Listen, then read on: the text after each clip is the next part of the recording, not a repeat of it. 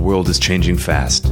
New technologies are impacting how we think about products, services, and the way we live our lives. Nowhere is this trend more present than in financial services, where new business models and customer expectations are changing our conceptions about banking, finance, and the very nature of money. Welcome to Rebank, a visionary podcast about banking, fintech, and the future. The future of banking is here. Hello and welcome to Rebank. I'm your host, Will Beeson. Today we're thrilled to be joined by Antony Jenkins. Antony is the founder and executive chairman of 10x Future Technologies, a UK-based fintech company creating digital platforms for banks. Antony is also group chairman of Currencies Direct, an FX and international payments company, and he's on the board of Blockchain, one of the leading software platforms for digital assets, backed by the likes of Lightspeed, Google Ventures, and Sir Richard Branson. Antony also sits on the Digital Advisory Council of Fannie Mae and is a member of a consultative working group for ESMA, the European Financial Regulatory Institution. From 2012 to 2015, Antony served as CEO of Barclays Bank. At 10x, Antony and his team are currently building a digital bank for Virgin Money in the UK. If you're interested in the topics we discussed today, subscribe to our newsletter at www.bankingthefuture.com. Thank you very much for joining us today. Please welcome Antony Jenkins. Antony, welcome to Rebank. Hello, it's good to be here. You're perhaps best known publicly as the former CEO of Barclays. Since then, you've been a vocal advocate for fintech, going as far as to start your own tech company. How has that journey unfolded for you? Well, although it looks like a huge transition from the world of a big company to the more entrepreneurial world of fintech, in many ways what I'm doing is pursuing a passion that I've had for over 20 years, and that passion is really around two things. One is why doesn't financial services work better for customers, and the second thing is why doesn't technology create transformation in financial services? We've seen technology transform almost every other aspect of our lives except finance. My belief there is that the technology now has reached a point of capability and price that allows that transformation to happen. So I'm pursuing what I believe in and what I'm passionate about, which is making banking 10 times better for the customer, for the bank, and for society, and hence the name of 10x Future Technologies. Sure. So I note that banking or finance doesn't figure in the name anywhere. And is that a suggestion of where your aspirations are longer term? Yeah, I mean, I think financial services products are all about data. If you think about them, there's no physical element to them. And so of all the industries in the world, you would have thought that would have been transformed sooner, but it hasn't been. And our view is that the ability to collect, curate, and use data for the benefit of all is a very powerful force. But of course, that extends beyond the world of financial services into every aspect of our lives. And so we do see that over time, the business could go in multiple different directions and adjacencies. And I also think you'll see some of the blurring between activities in the verticals that we see in the world today. So, what is really the difference between, a realtor and a bank? Both are in the process of empowering people to buy a home. So when you start with, I want to buy a home, how do you optimize for that in a way that involves data from lots of different sources and different parties? Yeah. Or maybe more provocatively, how much difference is there between Amazon and a bank or Google and a bank, especially as we go forward, start to see these lines blurred? Yeah, I think that's a very interesting point, because what you're referring to there is what those companies have successfully done is create a layer of customer value between them and everybody else. And in financial services, that value has typically been coupled with the manufacturing of financial products. In this new world of open banking, PSD2 and so on, we can imagine an uncoupling of those things. And when you have that uncoupling, people who are really good at data, really good at customer relationships, and critically realize that users only shift to things that are 10 times better than the old-fashioned way of doing it, those are the people who win. And if you're not really good at that, the life's going to be pretty uncomfortable.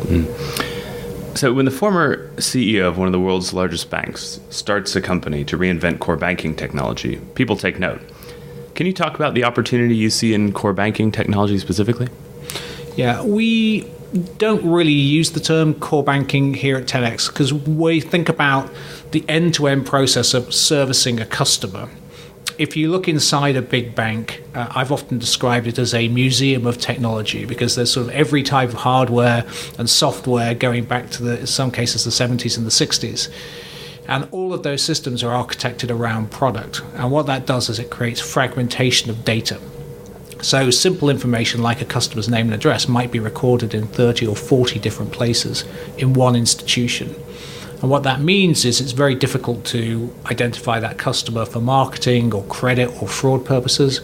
It's also very expensive because your processes are semi-automated. So we went back to first principles and we said, let's build a platform around a customer. So let's have the customer on the platform only once, and then let's make everything else an activity. So money coming in, money coming out.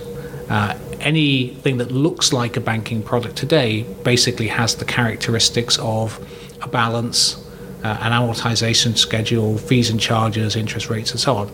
So let's disaggregate that from any kind of product environment to basically create a platform where the data drives all of the activity. That allows you to be incredibly fast in terms of speed to market. It allows you to run machine learning and big data, and it allows you to eliminate a lot of operational inefficiency. And so that's the heart of what we're doing.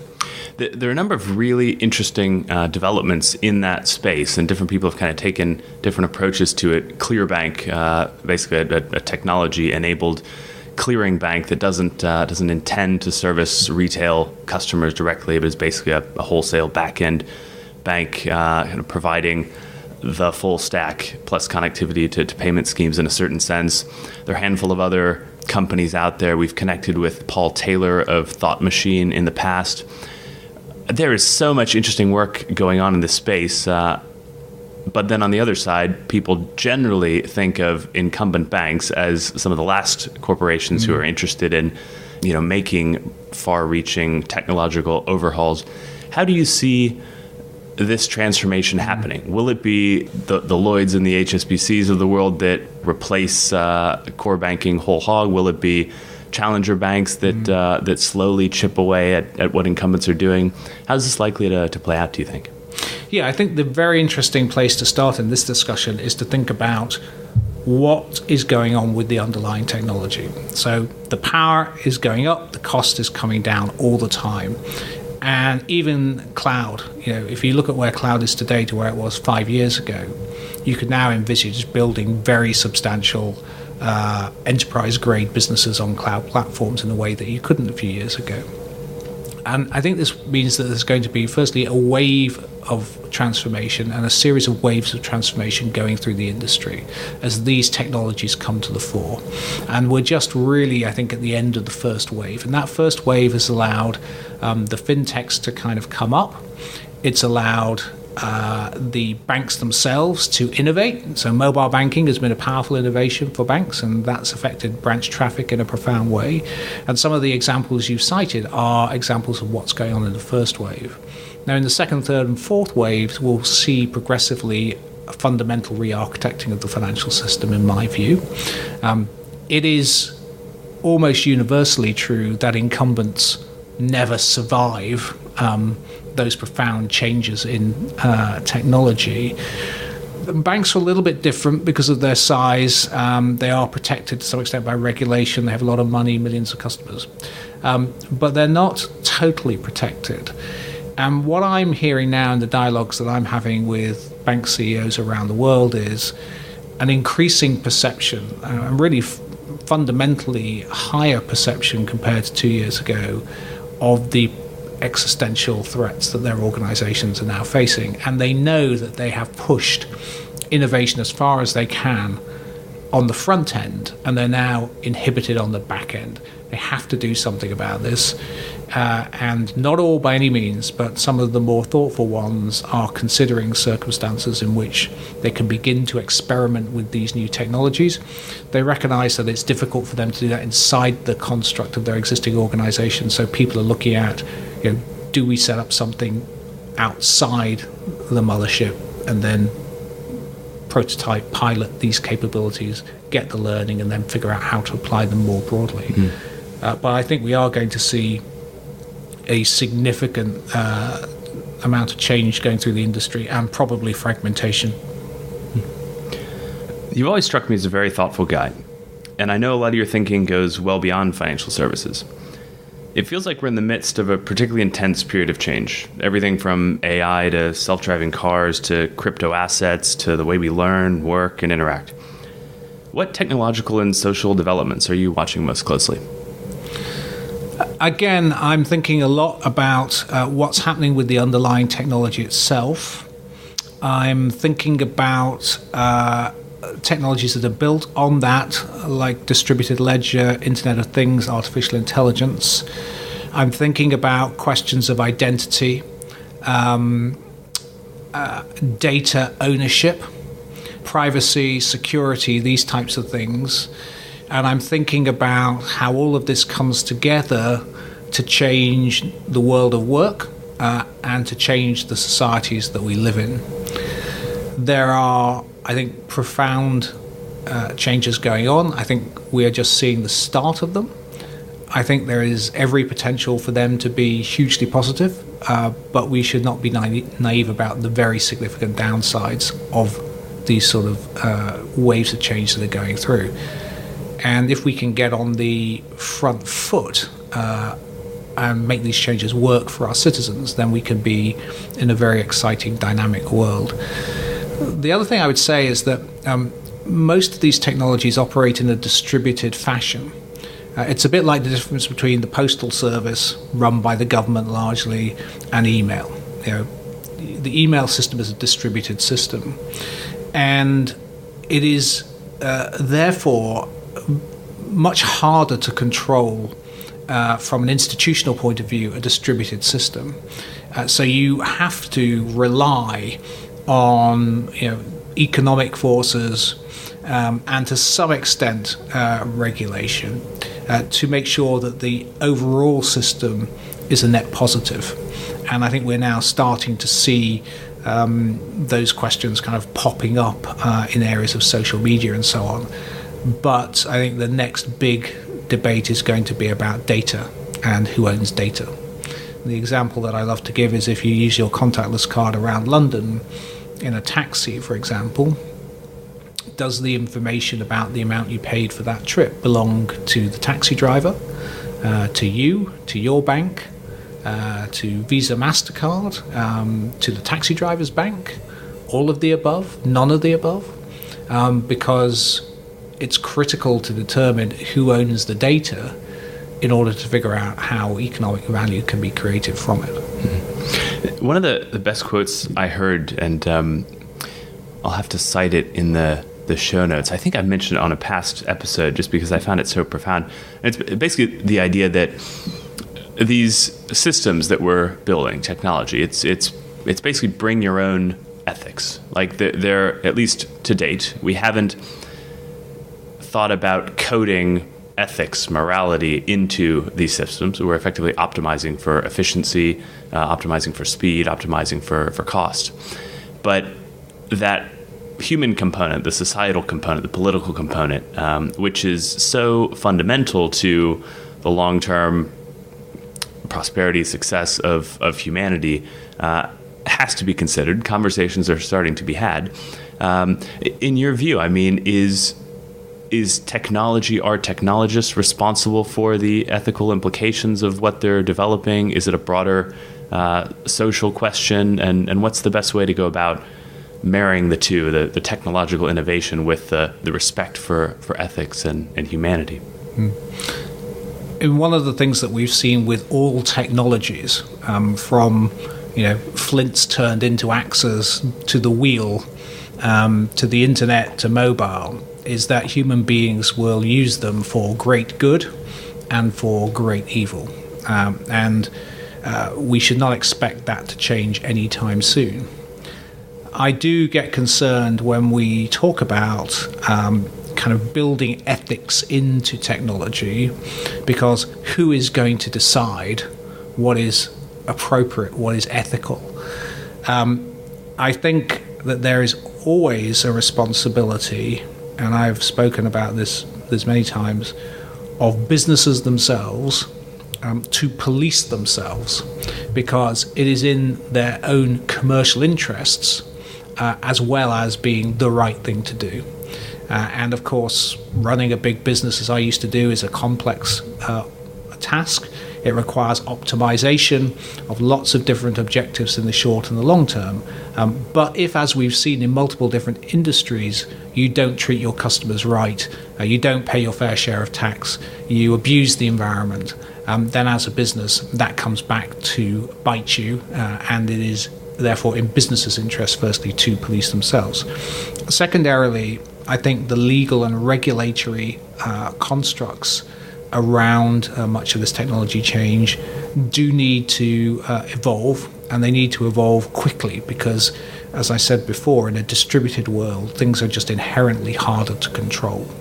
And this is where cryptocurrencies are so fascinating, because unlike a fiat currency, there is no central bank that effectively controls and polices the amount of currency. And as we've seen with the internet itself, the internet isn't really controlled. It's a set of protocols. The protocols control that allows the machines to talk to each other, but it's very, very difficult to control distributed systems. So coming back to the question of how do you inject an ethical perspective into this, I do think that legislators and regulators need to be highly involved in this. I think businesses need to police themselves, and of course individuals need to police themselves. As it relates to regulators and regulation, I mean, traditionally, the innovation cycle has been longer, and it's been easier for regulators to kind of get up to speed on developments and apply effective regulation. We've seen this cryptocurrency boom over the past handful of years now. Regulators have, by and large, sat by, generally watching and waiting. But now we're talking about better part of $1 trillion worth of assets out there, and all sorts of linked exposures through institutional investors, leverage, and all the rest. How do regulators keep up with an increasingly fast pace of change? It's interesting because I think this pace of change requires everybody to consider how they change their own working practices in a very dynamic and different world. And in the regulators that I talk to in the financial space, I think they have become much more proactive in engaging with these types of technologies and really trying to understand what the implications are. But as the technology is operating at an accelerating rate, so the engagement needs to accelerate. And this was the point that I was trying to make earlier, that most of our institutions are not geared for that. So that is a challenge, but it's a challenge that must be risen to. I suppose this kind of relates, or certainly leads us to another area of interest of yours, which is education. So I'd be curious, from your standpoint, I mean, how do you think about how these often technology-driven changes that we're seeing are not only impacting the present point in time, but also the immediate future, concerns about displacement of traditional jobs, retraining, and more broadly the way education likely needs to change going forward? I always think that predicting the future is a dangerous game, but let's talk about the things we know. So what we know is that technology is going to destroy a lot of work. Typically, technology has automated, standardized activity that human beings are not so good at. So routinized kind of work. With the increasing sophistication of machine learning and artificial intelligence, you're now seeing the automation of non-standard work, things that human beings have traditionally been better at than machines. This you can see happening in the worlds of accounting, law, and very putatively in healthcare, education, and so on. So we know that a lot of jobs are going to go away, and unlike the past, these jobs are going to be relatively higher quality jobs. Now, we also know that new jobs are going to be created. We also know that we're all living longer. And the good news about that is we're living longer. Maybe the less good news is we're all going to have to work longer. So in a career that might span 70 years, the technology is going to change and change and change again. So trying to equip somebody in the first 20 years of their life with the skills to work for 70 years obviously isn't going to be effective. So what we need to do is we need to think about, firstly, continuous reskilling. And that is the responsibility both of the individual and business and government. But we also need to think about what sort of skills, often termed as meta skills, succeed in any of these technological revolutions. So things like entrepreneurialism, creativity, collaboration, these sorts of things are really important for individuals to master. Because if you think about where the world is going, we are moving away from a industrial revolution model where work was basically organized by third parties, and that was organized into what came to be known as the corporation. But that model has only existed for 200 or 300 years. If you go back 1,000 years, we all had to basically figure out how to earn a living every day, otherwise we starved to death. And there are still parts of the world that operate like that. But as large corporations and linear careers within large corporations become much less relevant, we're going to have to go back to a world in which we become more self-starting, and we have to constantly figure out how we're going to create personal value. And that value might be economic, but it might also be in terms of fulfillment and so on. So for individuals, it's about amassing those meta skills that allow those things to happen. For education systems, I do think that we need to go back and look at how the system needs to change, because it is architected off a late 19th century, early 20th century model of what the skills needs are. So clearly STEM is very important in this world, but I mean, equally, people always say, well, you should teach kids coding in school. Well, maybe.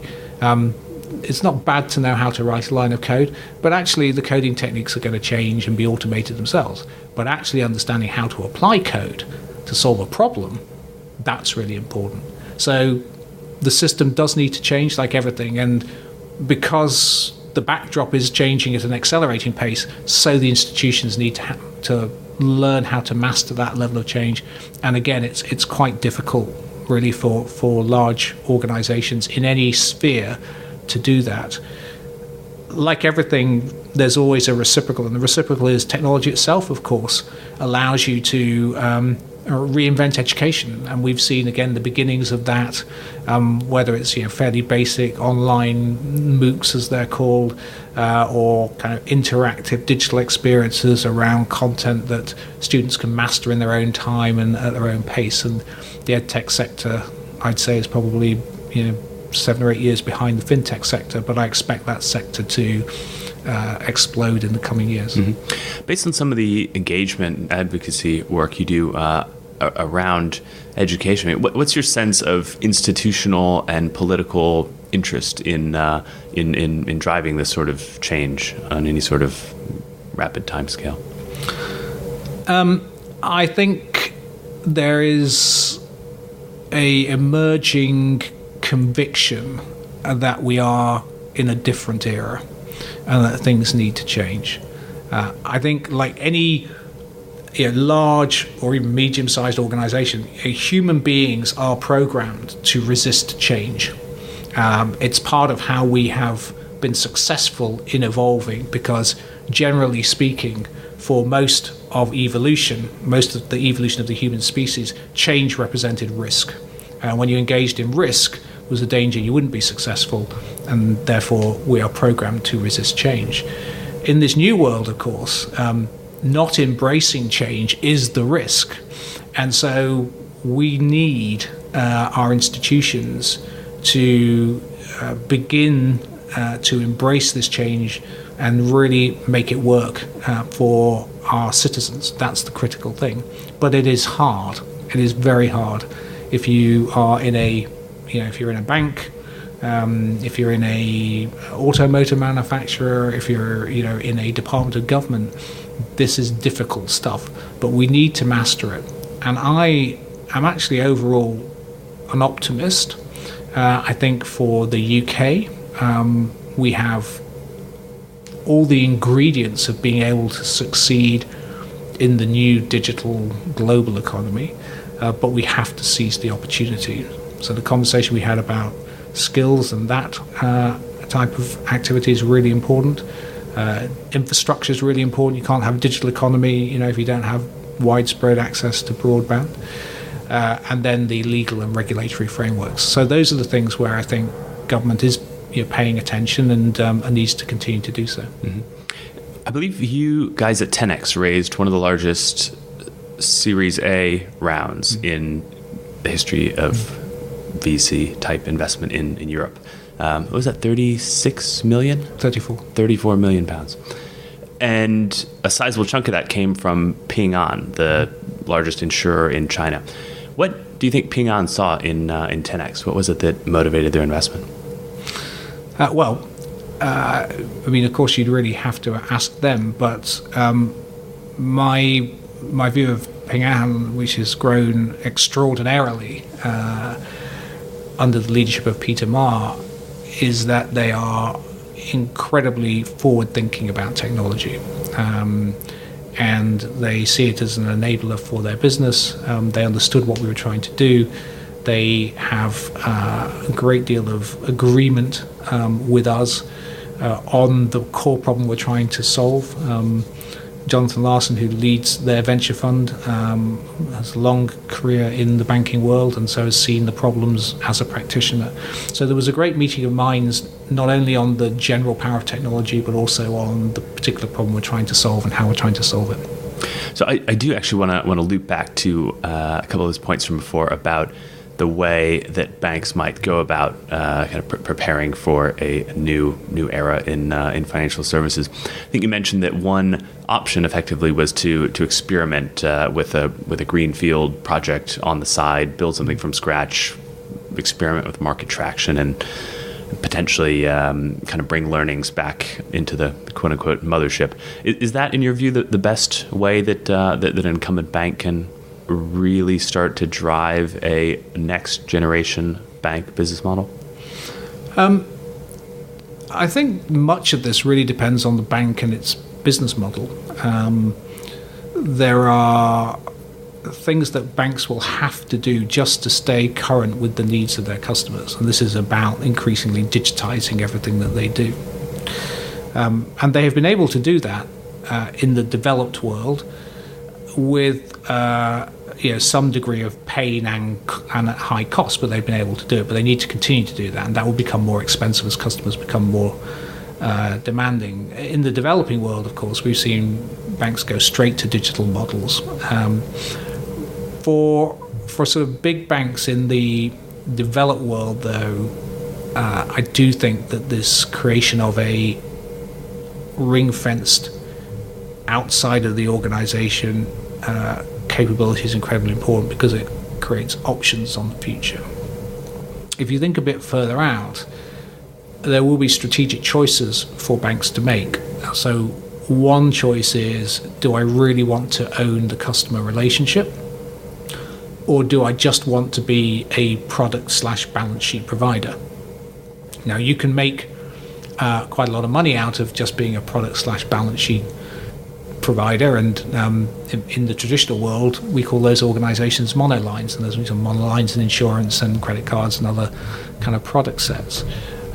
But for sort of big, traditionally heavily integrated banks, there'll be a choice to be made along the way as to do we really want to do that? Do we really want to try and own the customer relationship? If we own the customer relationship, what does that mean? I think increasingly it will mean the integration of third-party services so that you actually truly solve the customer's problem, not simply push product. And this is the insight that I had in my own banking career, that actually what banks do is inherently, frankly, boring and tedious for most customers and sometimes intimidating. But what banks enable in customers' lives is incredibly important. So you want to know that you're saving enough money. You want to know that you can afford a holiday. You want to know that you can buy a house. You want to know that you can make it till the end of the month when your salary comes in. And the products and services that banks provide, I think, don't acknowledge that they should be in the business of making the customer's life easy. So when you apply for a mortgage, you have to send a stack of documents, foot high. You have to sit through a 3-hour interview. That's not making the customer's life easy, because frankly, they don't care about any of that. They want to buy their house. So making sure they have the right loan at the right price that's affordable and so on, that's the critical issue. So the more that banks can smooth these experiences for customers, the more likely it is that they'll be able to own the relationship. And of course, that requires the integration of data from third parties as well. You also mentioned before that you expect more fragmentation in banking, and I think you've probably touched on this in different ways already. But can you maybe explain exactly what you mean by that? Is that different banks offering different products? Is it different layers starting to emerge that change the way that customers interact with banking products? Yeah, I think you can see at least 2 strategic choices for banks, and there's probably multiple different versions of them, but one is to simply be a very efficient intermediator of capital. So you take money in and you lend money out, and you can do that in lots of different variants. The second is to try and this is again language which I hate, but people talk about owning the customer relationship. You don't own a customer. You provide valuable services to the customer, which then means they do business with you. So that headset of how do we create something that's really useful to the customer, and how can we deliver those services? And that will vary by segment. So for some customers, that will be an entire digital experience. And if you look at some of the new, whether it's Monzo or Revolut or Currencies, these organizations are solving very specific problems for customers, basically around owning today quite a narrow part of the relationship, but it's possible you could build out from that. And then, could a mainline bank do that? Well, perhaps in areas like wealth management, where you can combine a heavily digital offering with personalized service. So I do think we're going to see a move away from this kind of agglomeration of everything in one place. Well, you mentioned Curve. I was thrilled to see, I think it was just the day before yesterday, that they were formally able to exit their beta and launch openly. It was with Shahar last night. Love what they're doing at Curve. That's he's got an amazing vision. I think it'll take time to unfold, but potentially very powerful. So I would love, now that I've asked you enough boring banking questions, to have you take that hat off and put the fintech entrepreneur hat back on, which I suppose is the one that you wear most of the time these days. What are you most excited about in fintech right now? I'm really excited that we've sort of got through the first phase of people basically knocking the sector, right? It's just saying this is just a niche thing, or it's all for millennials, or that type of thing. And what we're really starting to see emerge now is some phenomenally important building blocks for the future. If you go back to when the internet started, and I'm old enough to remember that, it became sort of a mass thing in the late 80s and early 90s. When people looked at that capability, well, I can send an email. Why would I want to do that? I can write a letter. Why would I want to buy a book online? Now, we all know what happened since then for various reasons, and I think we're just at that same stage in fintech. So the fact that we've established that you can do peer-to-peer lending without intermediation by banks, still on quite a small scale, but we can do that. We've established that cryptocurrencies are a viable way of storing value and transferring value. Now, there's all sorts of issues in the crypto space we know about, but those technologies are starting to season. Artificial intelligence. We're beginning to see the application of artificial intelligence to credit applications. We're beginning to see distributed ledger applications spring up all over the place to improve initially the effectiveness of the financial system, but will ultimately replace them. So we're seeing these building block kind of capabilities begin to season. And when that happens, that's when you can get the kind of step change in capability and growth and so on. And it's fascinating to me, as you know, I sit on the board of blockchain, and when I started doing that in the middle of 2016 rather, it seemed to be quite esoteric. I was at the airport in early December, and the price of Bitcoin was on the front page of every national newspaper. So that's 18 months, from the periphery to the mainstream. And these technologies now are moving at phenomenal rates and creating all kinds of opportunities and possibilities that were not even imaginable a few years ago. So on the subject of crypto assets, I personally prefer to call them crypto assets as opposed to cryptocurrencies. I think the power is around effectively tokenization and therefore ease of liquidity and exchange, storage of assets that weren't easily tradable in the past. You made the internet, the email circa mid 80s analogy. How transformational do you expect everything that's going on in the crypto, blockchain, distributed ledger space to be? I think it's going to be profound. My own view is that we'll see a very different financial system in 20 or 30 years, because basically the financial system is a series of centralized hubs. And the reason why it works that way is because there are billions of people in the world. If it were just you and I, you had money, I needed money, we could do that between us. But that's not how society works. So we've created a series of hubs to intermediate between people. When you have those hubs, you create concentration of risk that requires capital to be held against it. You create friction, and you create rent-seeking behavior. Now, in distributed systems, you can eliminate a lot of that cost and friction and so on and create much better experiences. And what we're starting to see now is those technologies are beginning to season and begin to demonstrate those benefits. And so when you think about how a banking system could work in the future, the instant transfer of value, for example, which we frankly don't have today. We have things that look instant, but they're not. Elimination of cross-currency risk, and the elimination of intermediation for things like lending, I think will create a very different financial system. The transparency that goes along with it will also eliminate a lot of the rent-seeking behavior that we see today.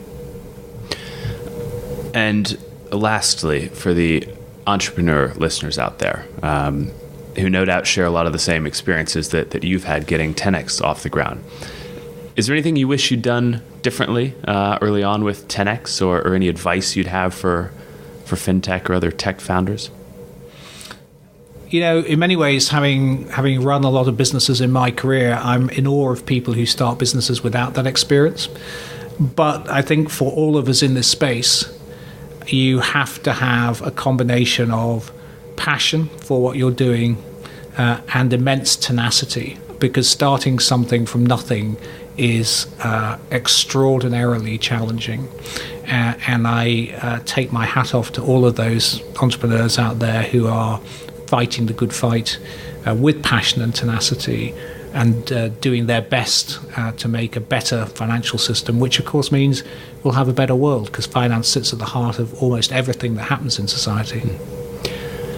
Anthony, what's the best way for people to find out more about you and the topics we covered today? Well, I sort of blog on LinkedIn from time to time. If you go to 10xbanking.com, there's links to all of the speeches and so on that I give. And, I'm often out and about doing things, so you can find me out there. Great. Antony Jenkins, thank you very much for joining us today. Thank you. It's a pleasure. Thanks for tuning into Rebank. If you like today's show, reach out. Follow us on Twitter at Rebank Podcast and join the conversation. For more on banking, fintech, and the future, check out our regular content at www.bankingthefuture.com.